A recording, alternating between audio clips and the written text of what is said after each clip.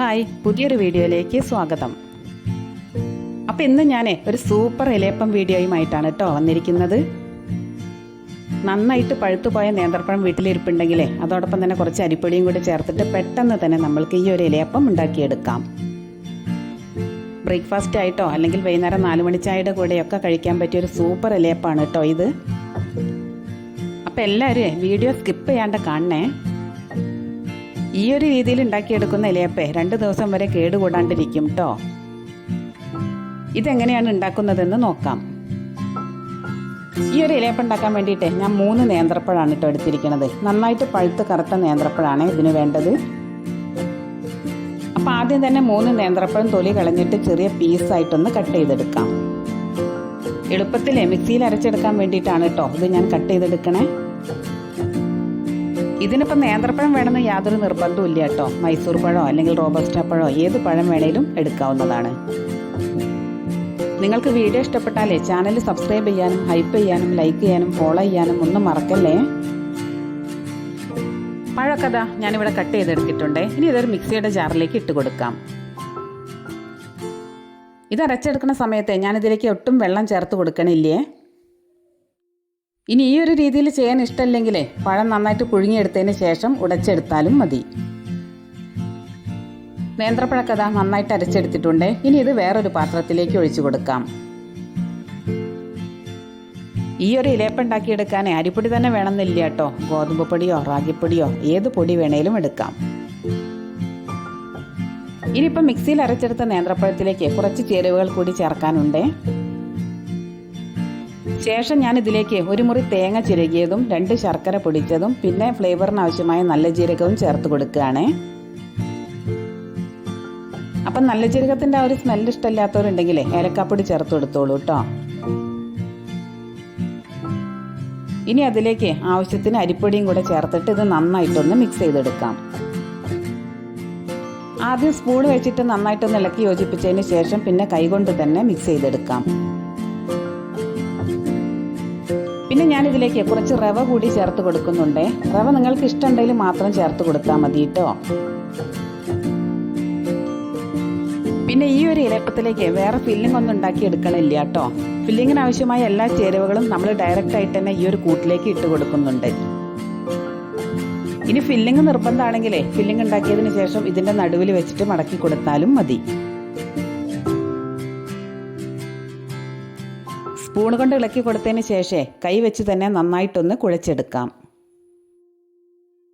കുറച്ച് ലൂസായിട്ട് വേണം കേട്ടോ ഈ ഒരു കൂട്ട് നമ്മൾക്ക് കിട്ടാൻ വേണ്ടിയിട്ട്. അപ്പോൾ അതിനനുസരിച്ചിട്ടുള്ള അരിപ്പൊടിയും കുറച്ച് റവയും മാത്രമേ എടുത്തിട്ടുള്ളേ. ഇതിലേക്കിപ്പോൾ ഞാൻ ഏകദേശം 2 ടേബിൾ സ്പൂൺ റവയാണ് കേട്ടോ ചേർത്ത് കൊടുത്തിട്ടുള്ളത്. അതേപോലെ തന്നെ അരിപ്പൊടിയും ഏകദേശം മാവ് ലൂസായി കിട്ടുന്ന രീതിയിൽ വേണം ചേർത്ത് കൊടുക്കാൻ വേണ്ടിയിട്ട്. ഈ ഒരു സമയത്തെ നിങ്ങൾക്ക് ഇഷ്ടമാണെങ്കിൽ കുറച്ച് നെയ്യ് കൂടി ചേർത്ത് കൊടുത്തോളൂ കേട്ടോ. ഞാനിപ്പോൾ ഇതിലേക്ക് നെയ്യൊന്നും ചേർത്ത് കൊടുക്കണില്ല. ഞാനിപ്പോൾ ഇത് നന്നായിട്ടൊന്ന് കുഴച്ചെടുത്തിട്ടുണ്ട്. ഇനി ഒരു വാഴയില എടുത്തതിന് ശേഷം അതിലേക്ക് ഈ കൂട്ടൊന്ന് കുറേശ്ശെയായിട്ട് വെച്ച് പരത്തി കൊടുക്കാം. രാവിലെ ബ്രേക്ക്ഫാസ്റ്റിനാണ് ഇത് ഉണ്ടാക്കിയെടുക്കുന്നതെങ്കിൽ സമയം കുറവാണെങ്കിൽ ഈ ഒരു രീതിയിൽ പരത്തി എടുത്തോളൂ കേട്ടോ. എന്നാൽ പെട്ടെന്ന് തന്നെ വെന്ത് കിട്ടും. ഇലയുടെ ഈ താഴെ ഭാഗത്ത് മാത്രം മാവ് വെച്ച് കൊടുത്ത് പരത്തി കൊടുത്തതിന് ശേഷം മടക്കിയെടുത്താൽ മതി. പിന്നെ ഈ ഒരു മാവ് പരത്തിയെടുക്കുന്ന സമയത്തെ കയ്യിൽ ഒട്ടിപ്പിടിക്കുന്നു എന്ന് തോന്നുകയാണെങ്കിൽ കുറച്ച് വെള്ളത്തിൽ കൈയൊന്ന് നനച്ചതിന് ശേഷം ബാക്കി ഒന്നുകൂടി പരത്തി കൊടുക്കാം. ആവിയിൽ വേവിച്ചെടുക്കുന്ന പലഹാരങ്ങൾക്കാണല്ലോ എപ്പോഴും ഫാൻസ് കൂടുതൽ. അപ്പോൾ ഈ ഒരു മഴക്കാലത്തെ ഈ ഒരു ഇലയപ്പം എല്ലാവരും തീർച്ചയായിട്ടും ഒന്ന് ട്രൈ ചെയ്ത് നോക്കണം കേട്ടോ. സൂപ്പർ ടേസ്റ്റാണ്. സമയക്കുറവൊക്കെ ഉള്ള സമയത്തെ പെട്ടെന്ന് ഉണ്ടാക്കിയെടുക്കാൻ പറ്റിയ ഒരു ഈസി ഇലയപ്പാണ് കേട്ടോ ഇത്. ഇനിയിപ്പോൾ ഈ ഒരു പലഹാരം ആവിയിൽ വേവിച്ചെടുക്കാൻ നിങ്ങൾക്ക് ഇഷ്ടമില്ലെങ്കിലേ ഇലയിൽ പരത്തിയതിന് ശേഷം ദോശക്കല്ലിൽ വെച്ചിട്ടും വേവിച്ചെടുക്കാം.